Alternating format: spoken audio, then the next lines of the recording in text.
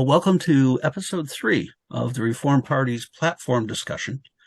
Let's see, we are the Reform Party, dedicated to elected citizens who want to serve their communities and make accountability, honest leadership, and solutions the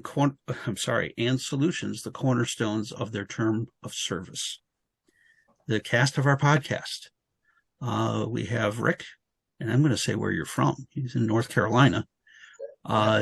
He's our platform committee chairman, and he's also the Southeast regional representative for the Reform Party.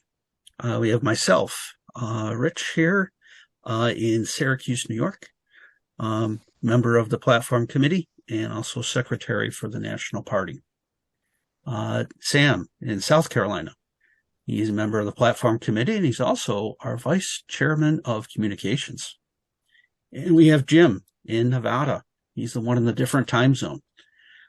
He's a member of a platform committee. And we've worked, the four of us, quite a bit on revising the current party platform and presenting it to our convention to get it approved.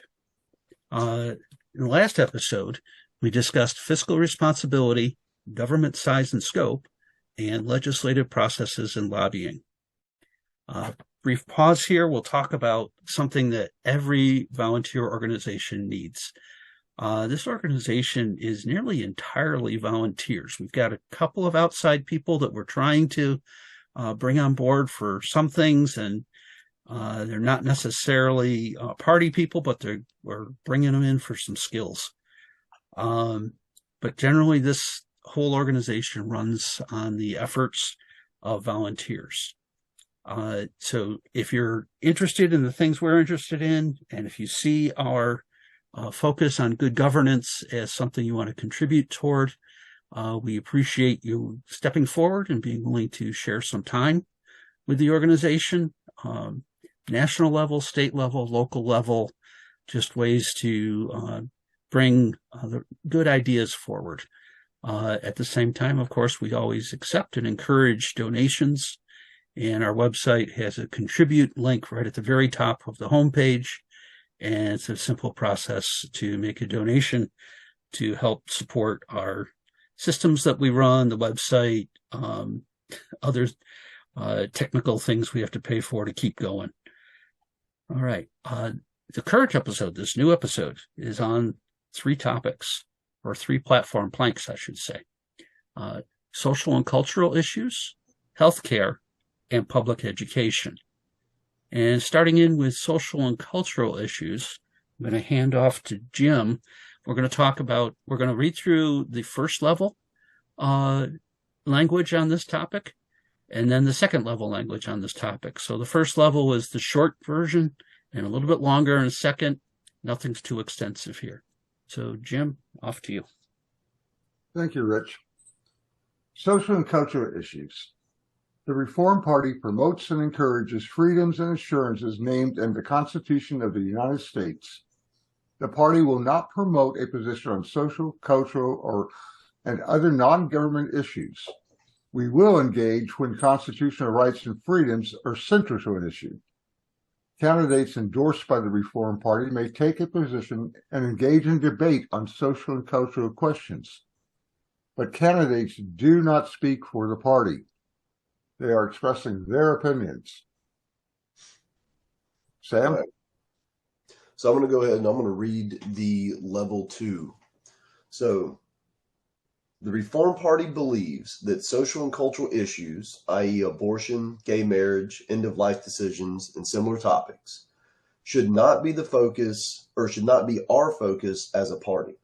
Reform Party members and candidates may hold their own positions with the understanding that they do not speak for the party on these issues. To be consistent with our desire for a limited and well-focused government, the Reform Party does not believe that the laws and regulations should dictate medical decisions, how relationships are formed, or the activities of groups or individuals that do not infringe on the rights of non-participants. Some social topics may involve constitutional protections, such as privacy, equal treatment, and personal autonomy. The Reform Party may participate in debate on a social or cultural issue in support of constitutional rights. With the second level read, we're going to move into kind of the discussion on it. And Rich is going to give us a little bit more of the historical context of the plank. And then we'll get into some other general discussion after that. All right. Historically, social and cultural issues really haven't been a focus of the Reform Party. However, in recent times, I think we can all acknowledge that there are certain aspects of social and cultural issues that need to be discussed, and people need to all sit at the big table together and talk about it civilly. Unfortunately, in some of the current day discourse, it becomes quite a discourse, and there needs to be some reasonable voices in there. So our stances really aren't that we just choose not to have stances on it. We can somewhat revert back to upholding constitutional rights. Now, there are obvious situations where a social or cultural issue might infringe on the rights of individuals, and we would definitely advocate in support of constitutional rights. So it's not that we're going to give a pass on these types of issues, but according to, with the Reform Party membership, we are a collection of moderate thinking individuals. And in the past, we have historically had quite a range of opinions on certain social and cultural issues. So it's very difficult to come up with a concrete and definitive in stone platform stance on something that we'd have to adhere to and kind of get pigeonholed into single issue discussions as far as the party goes. So we open this up and leave it up to our individual memberships and our candidates to be within the realm of reason, to have objective discussions on these types of issues. Yeah, I think you hit a lot more than I originally bargained for. Just as an anecdote, whenever I first joined the party, and I saw that does not take a stance, because our original platform stance on this was, we do not take a stance on social and cultural issues. That's like all it said. Yes. Probably a mistake to have that. Well, that attracted me though, right? Because I was like, good, I don't have to deal with that, right? Because I'm not any of the things, right, that the current social and cultural issues revolve around. I don't really have an opinion of them because they didn't affect me like that. That's a lot of mental energy, and that wasn't what the immediate issue that I was concerned with. Obviously, I have opinions, but that wasn't the focus. And so that was a draw for me. But in talking with people about the party, the immediate thing is, well, what's your stance on this, or what's your stance on that? And so I'm glad that in the new plank, we've opened it up a little bit more, although we are putting this back on our members, right? Like it's up to them to defend their points. But and this is something that I was thinking about as you were talking, Rick. A lot of our stances, we agree on the end and we want to debate the means, right? We say this is what the end goal should be, and we're open to discuss how to get there. But social and cultural issues aren't built like that. Social and cultural issues, you're debating the ends. And so I don't want to force that onto somebody, right? It's not my job to dictate culture. I just want better governance. Right. Jim, what you got? Is it safe to say that we would like to see things or see our society return to being a melting pot where we take in all different views and cultures, and we adapt and adopt without stepping on other people. Well, the argument would be that we didn't, that we really, it was more assimilation than it was like acculturation and the blending of cultures. Right. You know, and realistically, you know, there's a lot of places that's not really what it winds up looking like anyway. I mean, we are a pretty open society. I mean, for 80s Day, I saw a kid, you know, with a you know, do-rag and a Dragon Ball Z 4-star you know, hat on, like, you know.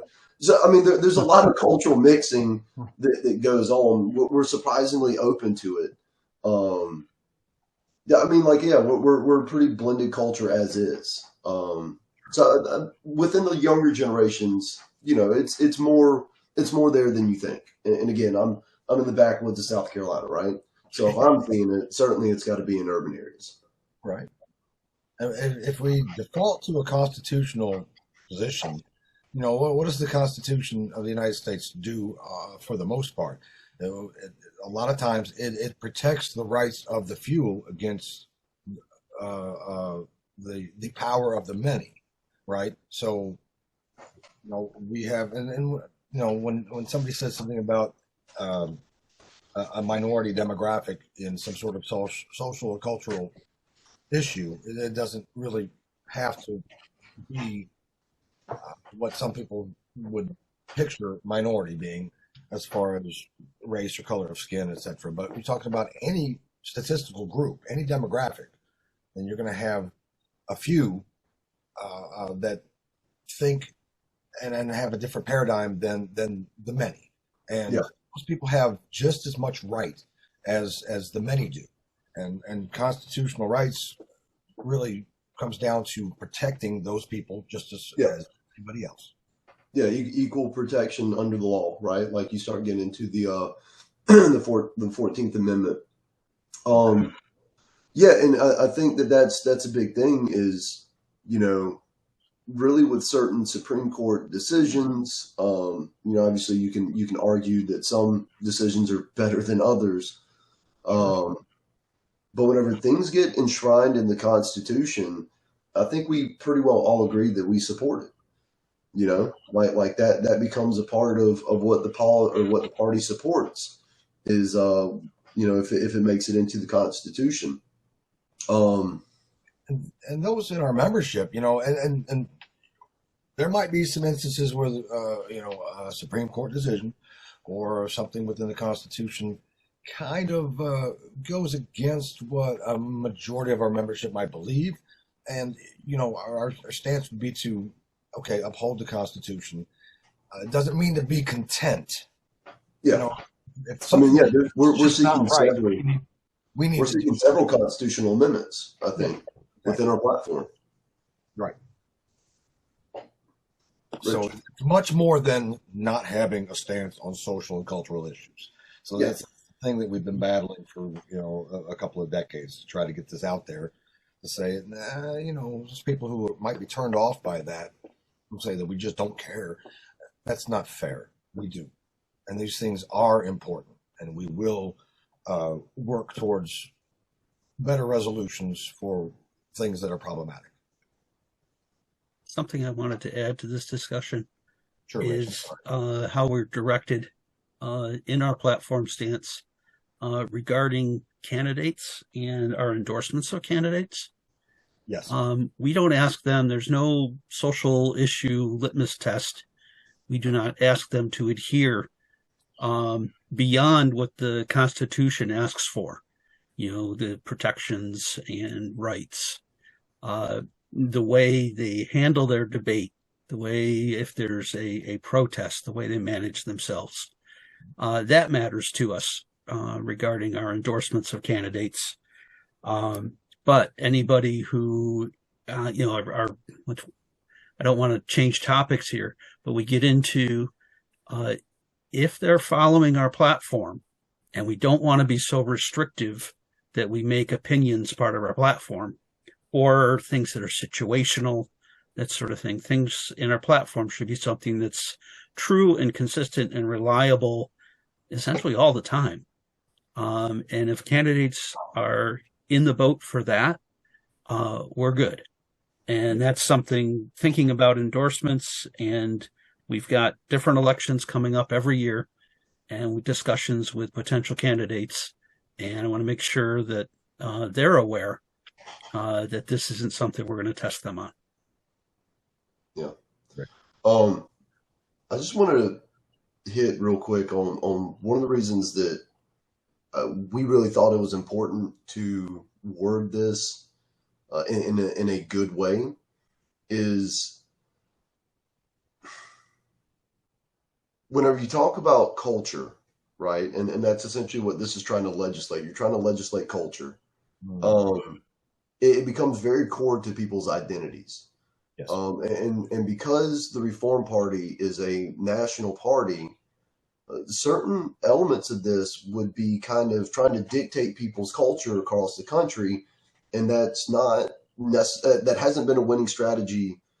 You know, it really shouldn't be a winning strategy for the two big parties. So, right. You know, we didn't want to kind of adopt that for us either. That's what we critique those. Yeah. Yeah. So again, our candidates are going to probably have opinions on this. Yes. But the party will not. As long as they're in the realm of reason. And I think with that, we're going to go ahead and we're going to move on to healthcare. Yes, sir.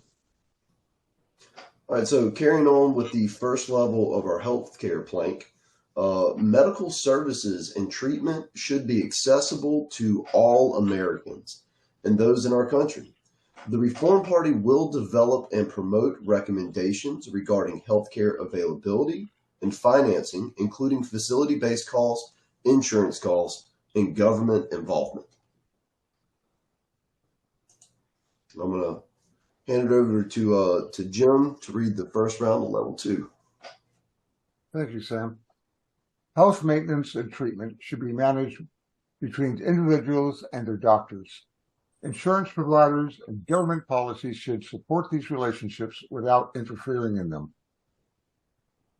Medical decisions should primarily be between the patient and their doctor, following accepted medical practices. Barriers to patient-doctor medical decisions should be identified and eliminated, or at least minimized whenever possible. Patients and their families should have transparent access to alternative treatment plans and good faith estimates so they can make informed decisions. Market costs, demographics, and benefits must be tracked. This includes medical providers, the health insurance market, regulation compliance, medical equipment, and pharmaceutical costs. The out-of-pocket cost to patients is a priority, including both time and financial resources that must be devoted to seeking and receiving a high standard of care. Attention must be devoted to the costs of medical equipment, medical software, and pharmaceutical production. The healthcare market in the United States is vast. Continual improvements must be pursued in areas such as the quality of care and outcomes, medical provider accountability and lawsuits, administrative costs, health insurance affordability and flexibility, long-term health maintenance and preventative costs, such as medical equipment and pharmaceuticals. Now, Rick is going to share some background. He's been with the platform committee longer than the others here, including myself. So we look to him for what came before. Yes, we've worked on evolving this through time from previous platforms. It's been something of importance for decades. Obviously, this is important to all voters and all citizens. So we're evolving it with what's going on in current conditions, and just trying to work on this to find an answer to some of the most troublesome areas that have not been addressed yet. Something I think about here goes back to our first level. We're committing ourselves to develop and promote recommendations. And this means we've got to do some more research on this one. And that includes talking with people who have some expertise in the medical field and a little bit more of the office staff, administrators, and that portion of it, because the things they see and the systems that they work with give insights, and that'll help us figure out something. We need something we can stand on and promote in this area.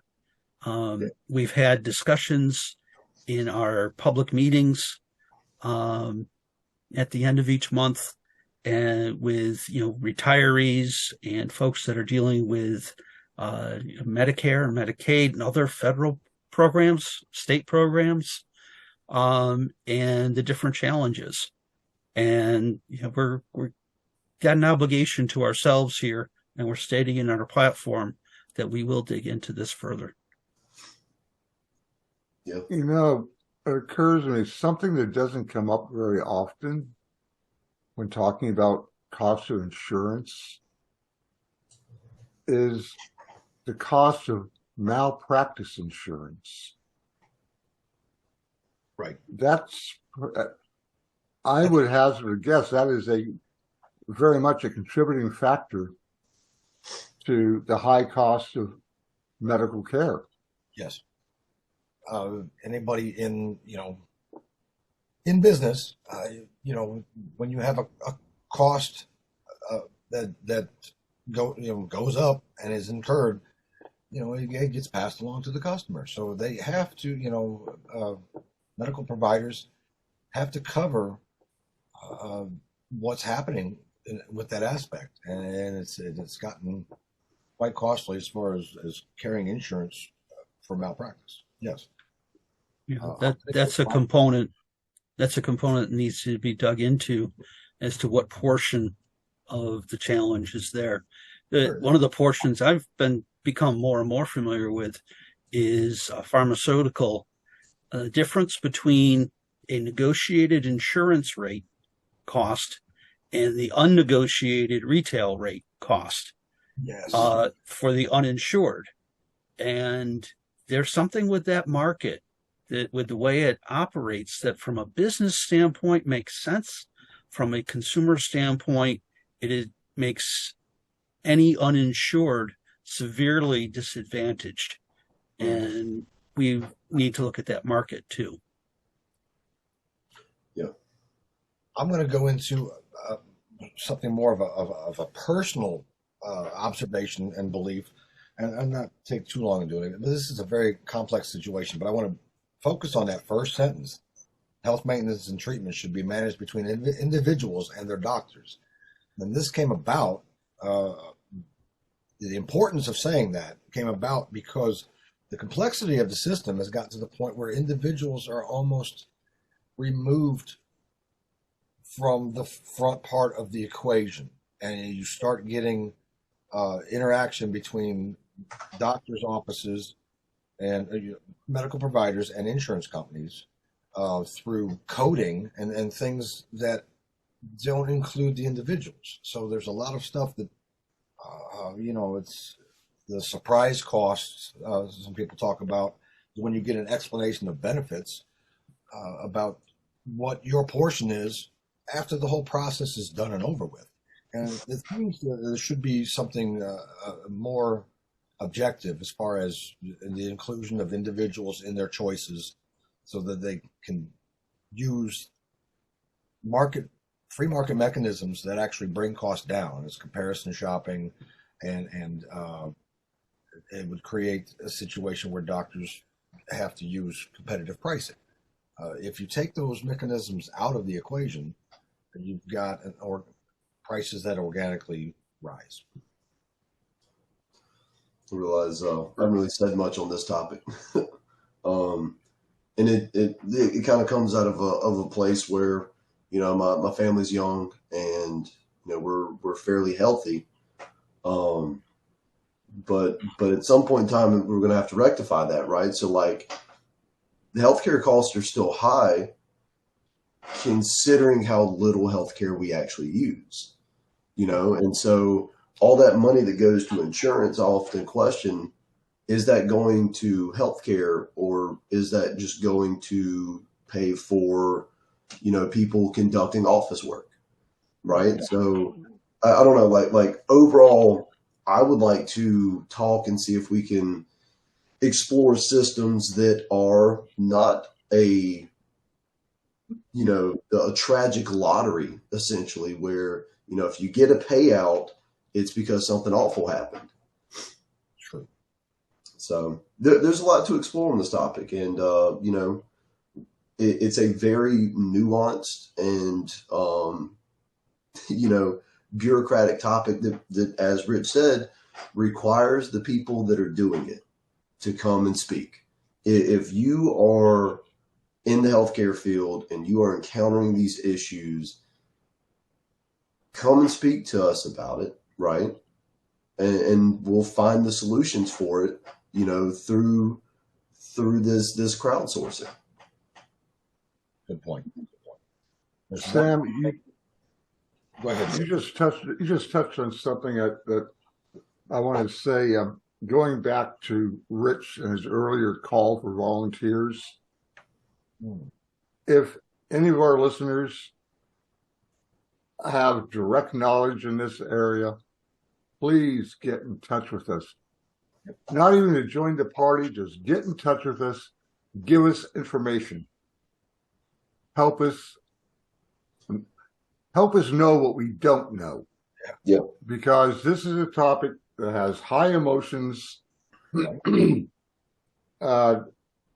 whether it be going to a universal health care or a different model. We need to know what the real facts are. And in my opinion, as just everyday Joe citizen, I don't get the information that I want to have a truly informed opinion. And that's part of the individuals getting taken out of the equation, and we should know more. But we don't.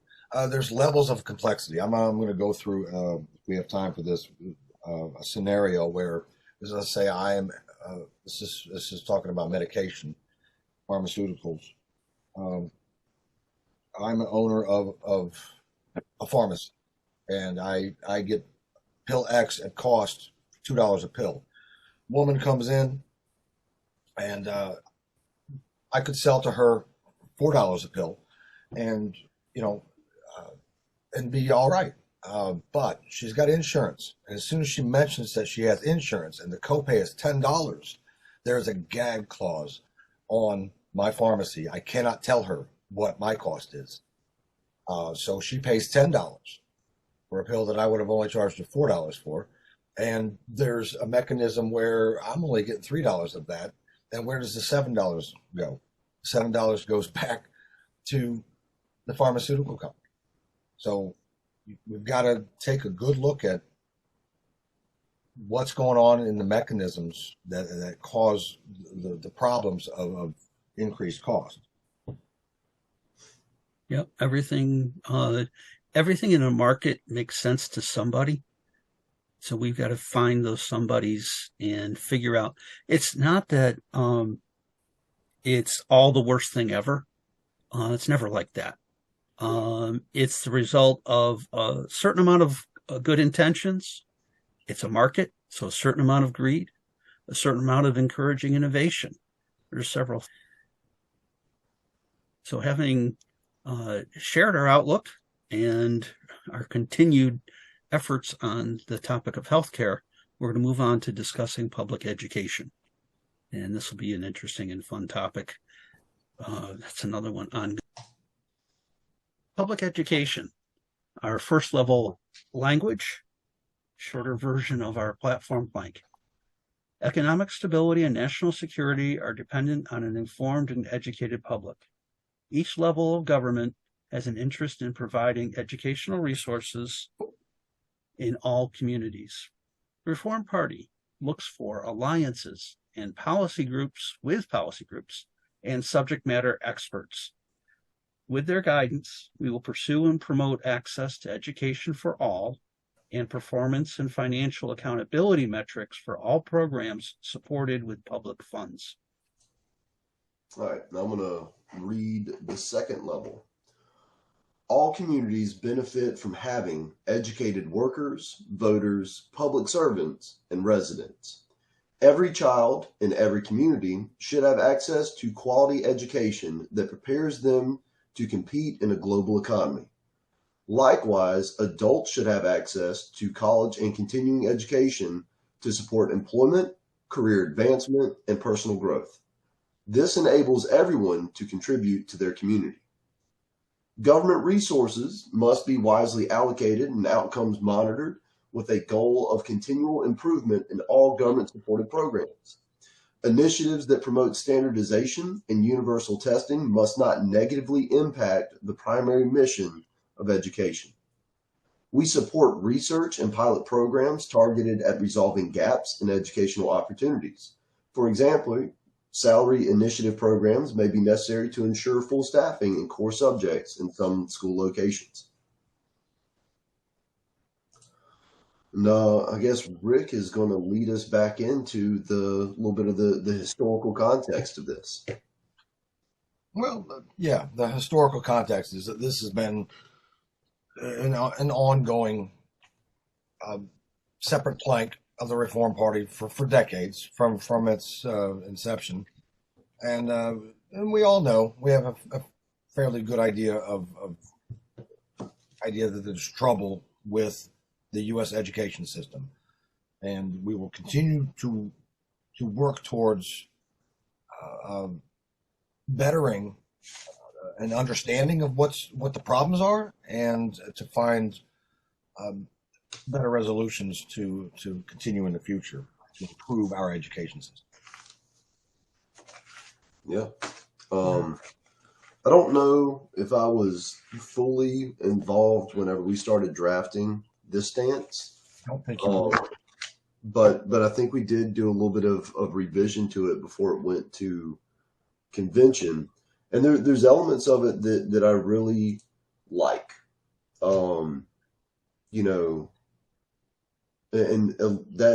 That's really the adult part, right? Continuing education, support employment. The economy is going to have swings in employment, and schools are going to have to stand ready to support those shifts in worker employment. It's not easy when technology changes and people lose jobs. But at the same time, we can't pigeonhole ourselves to an industry for the simple sake of people don't want to change jobs, right? Or they don't want to get, education in a different path, right? Or the education required to, adapt to the new technology that's available. Yeah, right. Jim. And of course, technology and innovation is changing at a faster pace from decade to decade, and therefore we're going to need more latitude, I guess, as far as continuing education for adults, and understanding what needs to happen with shifts in paradigms and career changes. Looking at the second paragraph that Sam is reading, every child in every community should have access to quality education that prepares them to compete in a global economy. I think a component of that we haven't addressed directly, but needs to be part of the conversation, is how we fund our education system. Currently, everything's based on school districts. Yeah. And some have many, many more resources than others. And this has been the case historically, in my opinion, because 200 years ago, it was just local communities establishing their schools. But today, we don't have those localities, those isolated communities. Right. For all intents and purposes, we are one big community across the nation. We need to find a different way of funding our schools, okay, so that the schools in,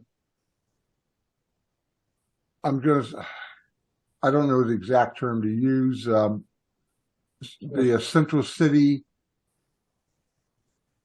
really don't have the same resources as the more well-off communities. Okay. Where a person lives should not determine the quality of education that a child receives. Agreed. Ideally, there'd be a difference that wouldn't be enough to measure. That would be the ideal thing. There's always going to be some differences.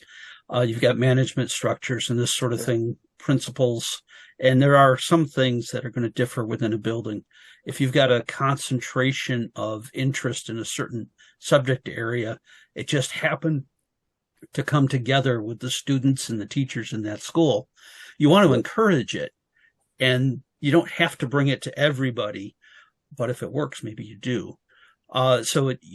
We end up building structures, and this is my concern. We end up building structures and then requiring that same structure everywhere without the flexibility of at least for the less core topics to develop a bit more organically. It's difficult. It's got public oversight. It's laws of large numbers where things tend to become less flexible as more people are involved. But it'd be nice to be able to see some more innovation. I'm a big fan of the adult education and continuing education that I see locally, and I've taken advantage of elsewhere where I've lived.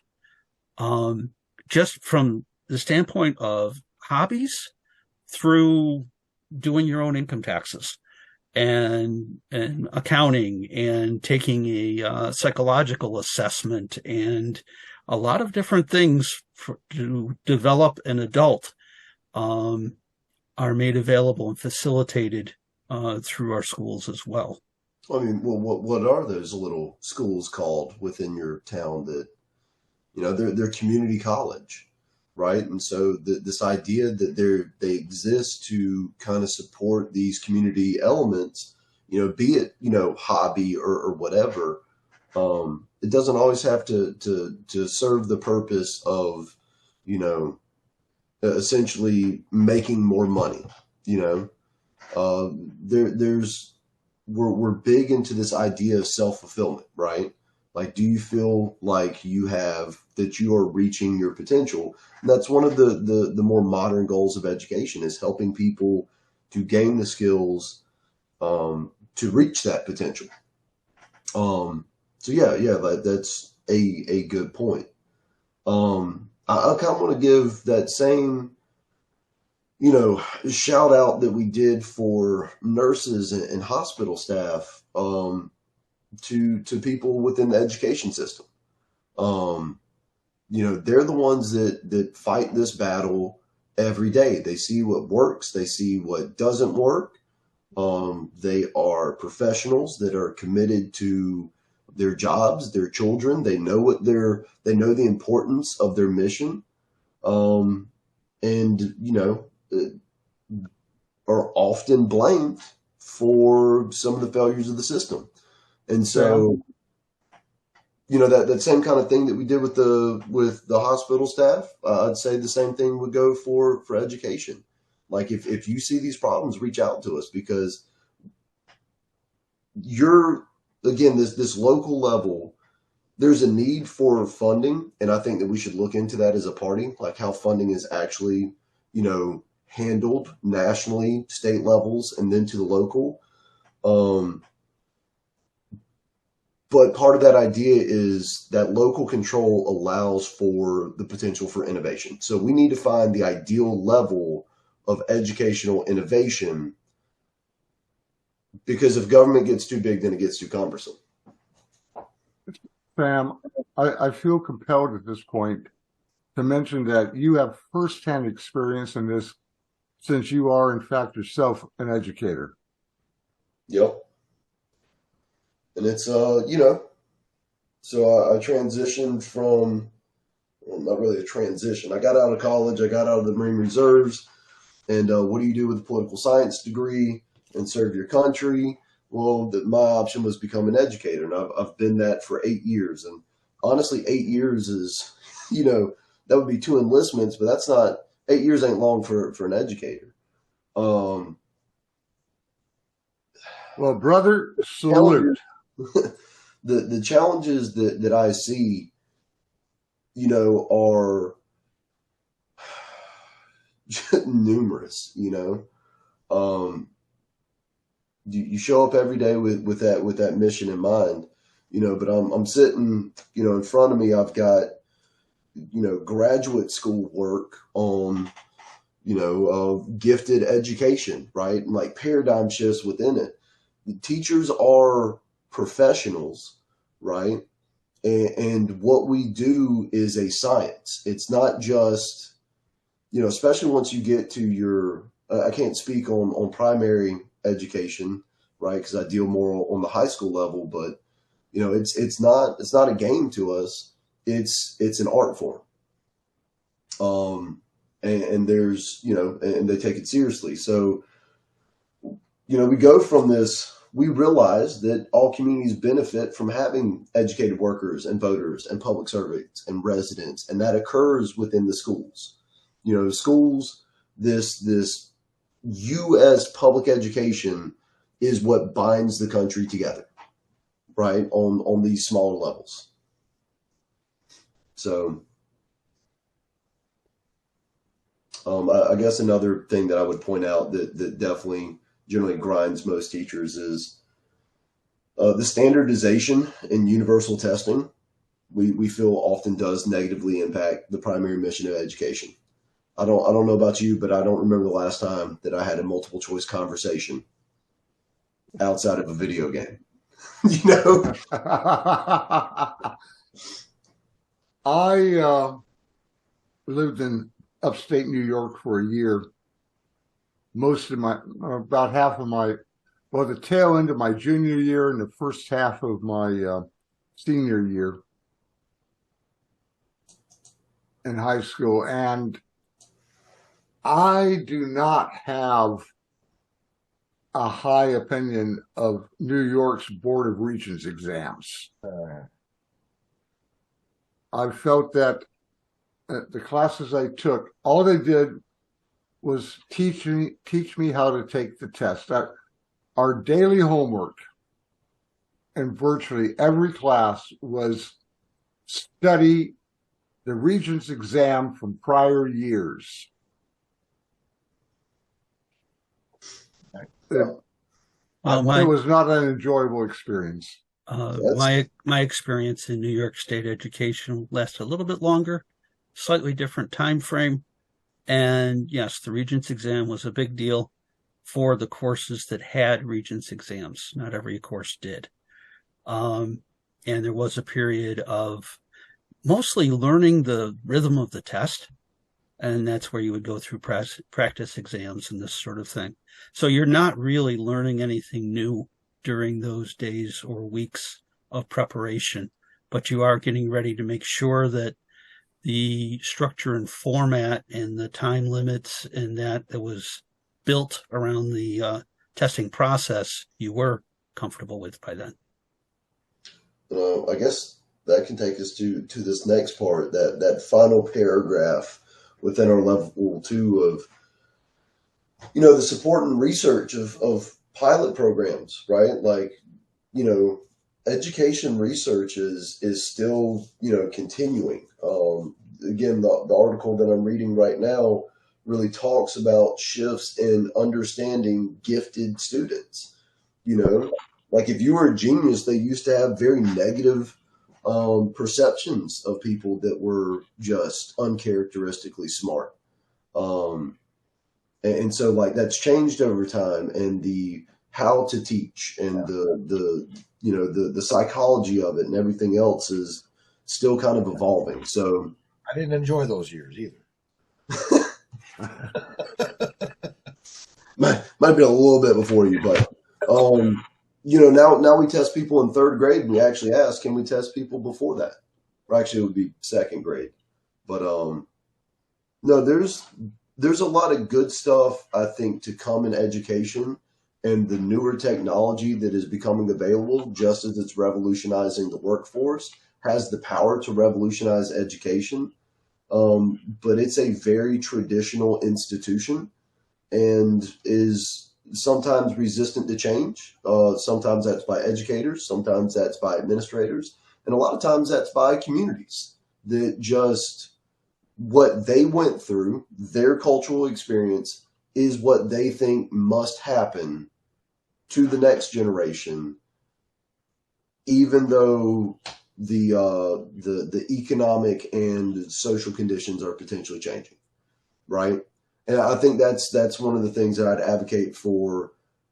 Again, less standardized and more localized education is, even though everything is a global economy, not all states are engaging in the global economy in the same way. Point taken, and that does lead to some of the points I wanted to make. You brought up standardization. Some of the key words that I wanted to go back over. Rich brought up flexibility. Also, innovation was talked about, and there's a balance to strike here. Because through time, we've been trying as a collective to make adjustments to the same structure of an education system. And it's almost to the point where we need some sort of revolutionary thing to happen. However, you need to hang on to that balance of things that did work, and kind of keep some of the things. Just because something is new and innovative doesn't mean it's going to be better. So there's, bringing up the research part of it. We've got to figure this out. So to continue what did work while also taking advantage of technology and innovation, because it's almost as if technology and innovation is changing so drastically and getting so much better that we're not adjusting accordingly and taking advantage of that. But we're on the cusp of a revolutionary window of opportunity to use innovation and technology within our education system to get away from standardization and to really bring things back to almost individualized types of curriculum. Not saying that everybody's going to be learning things differently or different things, but students can learn at different paces. And I think, looking into these things and getting to find the knowledgeable people to help us with this type of policy making will establish something that's a little bit better. And of course, everything is better. I mean, we've actually got names for a lot of that. You're talking largely about differentiated instruction. There you go. And that's where you enable students within a classroom to learn at different paces and learn at different levels of complexity, depending upon the student. And that really gets into a more individualized education, but it's a very challenging thing to do. And if you're a really good teacher, you're doing it, right? Like you try to, like everybody should try. That's kind of the what they preach. But it's difficult to do and it's difficult to grade. And so I think that's where technology is going to come in, is it's going to enable teachers to be more efficient in providing these opportunities, right? Like, I think you're still going to have teachers as this this curator of learning, right? Because that's the core of teaching.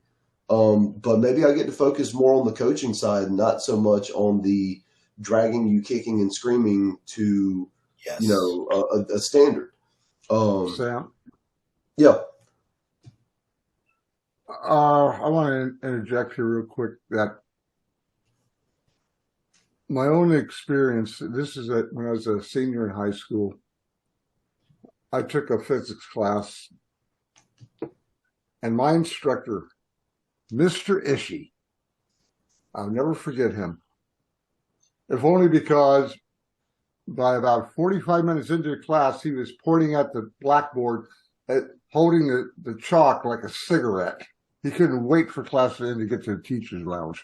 But this is during the late 60s. This is 1970, actually. Anyway, he saw that I was bored stiff. I mean, I just didn't even bother doing the work most of the time. I mean, it's just so simple. After about maybe 3 weeks, he gave me a different textbook to work from. It turned out to be a first-year college book. All right. So, and he allowed me to work independently from the class. Okay, so In my mind, he was one of the best teachers I ever had. He challenged me. acknowledging your level as being different and challenging you appropriately, basically. But also having the freedom Ah, to be able to do that, and somebody not come behind him and say, what are your metrics for evaluating the student yes. at a level separately than others, you know? Right. Like, then you start hitting some equality within it's Bingo. That's right where I was going to go. That's the other side of the coin, is that we can't cookie cutter stamp out students. no. Okay. That just in this short conversation, we have touched base on several things that Yep. obviously need to be looked into. And Sam, if you want to wrap up our Yeah, sure. on education. You know, I maintain that if any of this, just as a wrap up for overall, if any of the things that we talk about is something that is important to you and it's something that you do as a part of your daily life, you know, join us and talk with us on it. We will listen to you because we want to know, because we want solutions to these fundamental problems of governance, right?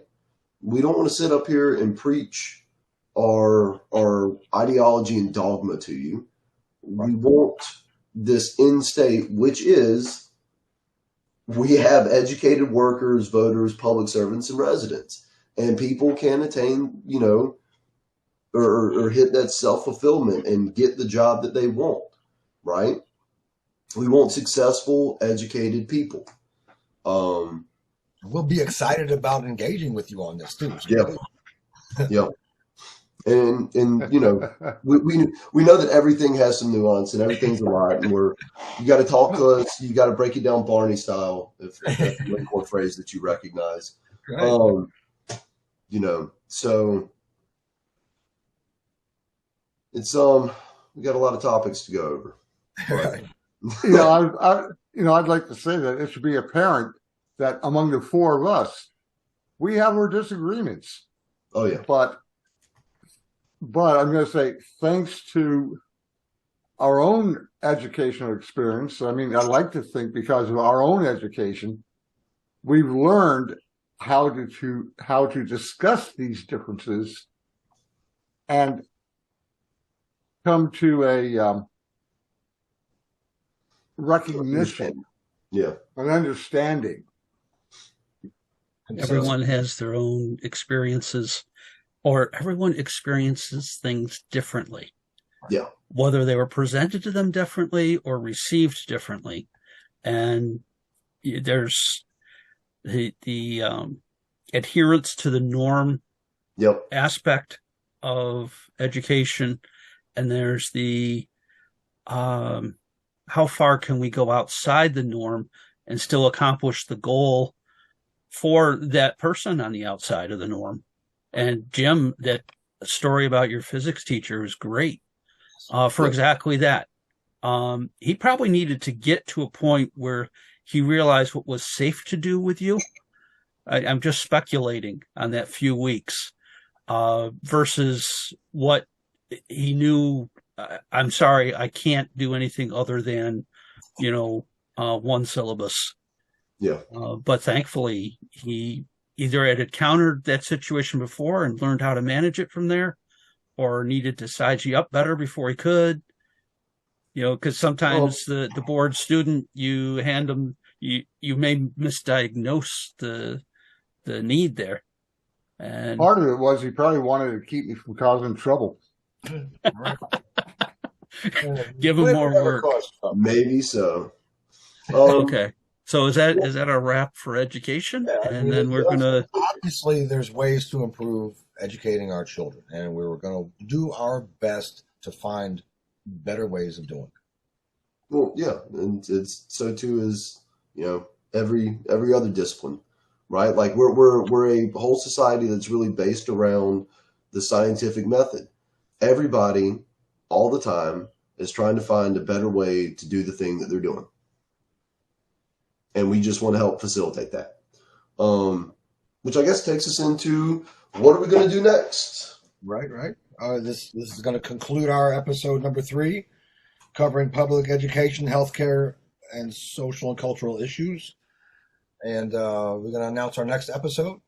Yeah. So, anyone want to go over what our next episode is going to be? Yeah. Join us next time, where we cover justice and penal systems, foreign relations, and national security. All right. Where can we be found at, gentlemen? Oh, where can you find us? Reformparty.org or .org. And we're also present on Facebook and Twitter. Anywhere else? Yeah, if they can hook us, hook up with us through some social media, we'll get you in our Discord conversations. And there's a link. If you find us on Twitter, we have our link tree there that will open up all the other social medias and things like that we have. So that's probably a good spot. Right. But, awesome. Well, we look forward to meeting more people and seeing them in our public meeting at the end of each month. Come talk to us. And above all, please visit the website. The link to our entire platform, you can see our entire platform there.